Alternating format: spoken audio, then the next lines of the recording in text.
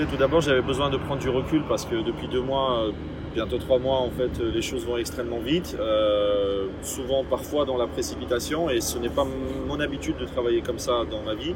Je suis plutôt quelqu'un qui habituellement prend du recul, s'oppose un petit peu et réfléchit sur la situation. Et là, les choses allaient très très vite, et par solidarité, notamment pour des gens, je me suis investi dans différents projets, parfois d'ailleurs des projets qui pouvaient paraître à première vue un peu contradictoires, mais des projets qui finalement, j'ai constaté, ne répondent pas structurellement aux besoins actuels et à l'avenir. Et je me sentais pas en cohérence avec les idées que j'ai défendues depuis le début, je me sentais pas en cohérence avec la promesse que j'ai défendue d'horizontalité, de transparence, etc. Et heureusement, j'ai envie de dire que j'ai ouvert les yeux au bon moment, c'est-à-dire seulement au bout de 4-5 jours de l'annonce de la liste. Alors je sais que ça a pu être vécu un peu violemment parce que la presse s'est emparée d'un coup de cette actualité. Mais moi, je suis quelqu'un de libre et j'ai besoin de garder cette liberté. Et lorsque j'ai senti que je suis en train d'aller dans le chemin qui n'est pas le mien, je pense que c'est aussi ce qu'on reproche beaucoup aux hommes politiques, de ne jamais avouer leurs erreurs. Moi, j'ai commis une erreur de m'investir dans ce projet lorsque je voyais la tournure qu'il prenait et de ne pas finalement être retiré avant. Donc, j'ai fait le choix.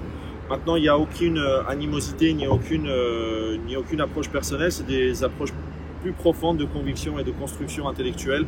Et je pense que j'ai bien fait de prendre du recul et de réfléchir un petit peu sur l'avenir.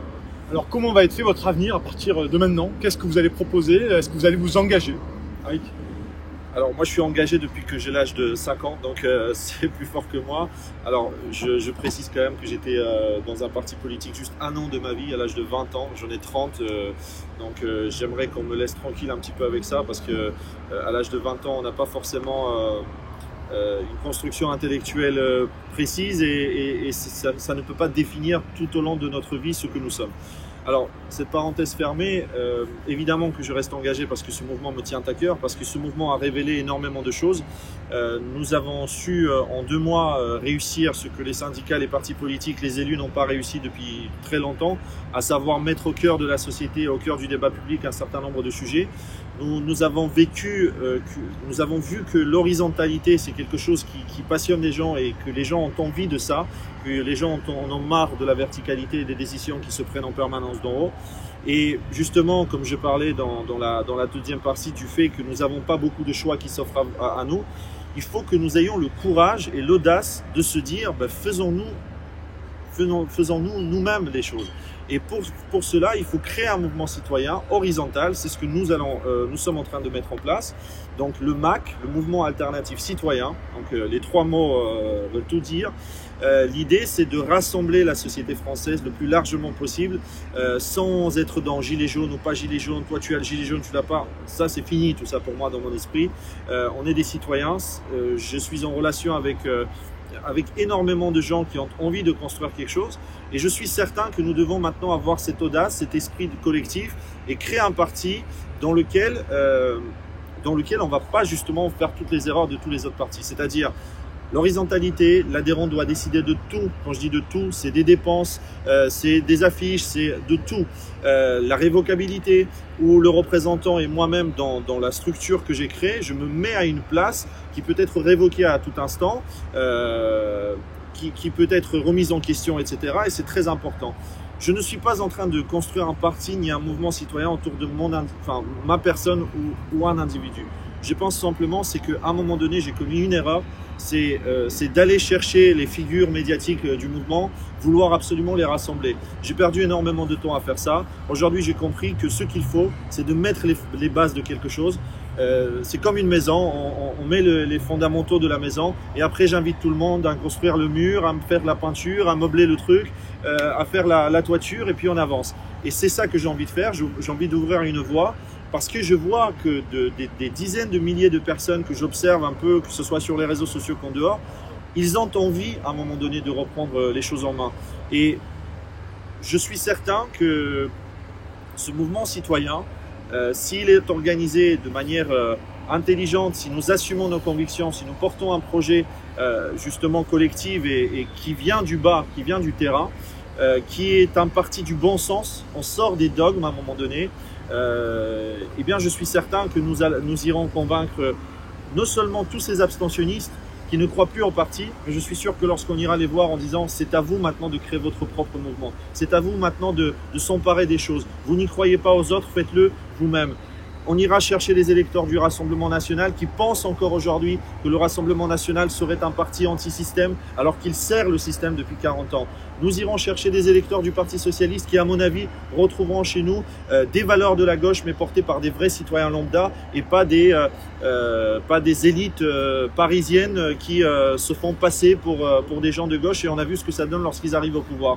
Je suis certain que nous irons aussi chercher toutes celles et tous ceux qui ont voté pour Emmanuel Macron en pensant dans cette approche de en même temps, avant de comprendre que finalement Emmanuel Macron a tout simplement été enfanté par finalement les élites financières et les élites politiques qui ont gouverné depuis 40 ans, qui ont enfanté un nouvel homme et nouveaux dirigeants pour perpétuer les politiques actuelles. Vous parlez des européennes, je vais être très clair là-dessus. Ça fait partie des raisons pourquoi je me suis retiré du projet RIC. Ce n'était pas ce que j'avais promis aux gens. Moi, j'avais défendu depuis 2 mois devant des milliers de citoyens le fait que c'est les adhérents qui décideront. Eh bien, aujourd'hui, nous allons construire ce mouvement citoyen. Nous allons faire un tour de France. On aura beaucoup d'adhérents, je pense entre 10 et 15 000 personnes d'ici fin mars, mi-mars. Courant mars, on va organiser un débat interne, d'accord, un vrai débat interne où les opinions pourront s'exprimer et les adhérents vont voter. Si les adhérents votent que nous ne devons pas aller aux européennes, eh bien les européennes, on les oublie. Si les adhérents décident qu'il faut aller aux européennes, eh bien on va faire ça avec les adhérents. C'est les adhérents qui constitueront cette liste, c'est les adhérents qui seront candidats, c'est les adhérents qui décideront qui y va pas, etc. C'est impossible, si vous voulez, de vouloir finalement constituer de l'horizontalité et de ne pas l'appliquer à nous-mêmes. Donc ça là-dessus j'y tiens. Maintenant, l'objectif de ce mouvement, c'est d'arriver au pouvoir. Moi, je l'assume complètement, c'est-à-dire que... Vous ne serez pas un simple parti d'opposition. Non, ce mouvement citoyen, il a pour objectif d'arriver dans les années à venir à avoir des élus dans des mairies, à avoir des élus au Parlement européen, au Parlement français, etc., avec un projet construit avec les citoyens et de manière horizontale. Et donc, c'est la bonne stratégie qu'il faudra réfléchir. Est-ce que nous sommes prêts finalement à rater cette échéance électorale? Est-ce que nous pensons qu'en mois de mars, vous savez, c'est le 26 avril le dépôt des candidatures pour les européennes. Donc on a largement le temps, on a 2 mois pour préparer un projet global, pas pour les européennes, mais global, notre projet. Qu'est-ce que nous voulons pour notre société? Avoir les adhérents, avoir un débat interne. Et puis vous savez, peut-être que le 20 avril, à 6 jours du dépôt des candidatures, peut-être que les adhérents se diront bah oui, on a envie d'y aller. Peut-être qu'ils seront dans une autre approche qu'ils sont aujourd'hui. Eh bien, rien ne nous empêche d'y aller. Voilà, c'est tout. Il faut le faire à partir de la base. Et moi, je souhaite vraiment être au service d'un projet et pas diriger un projet. C'est pas la même chose.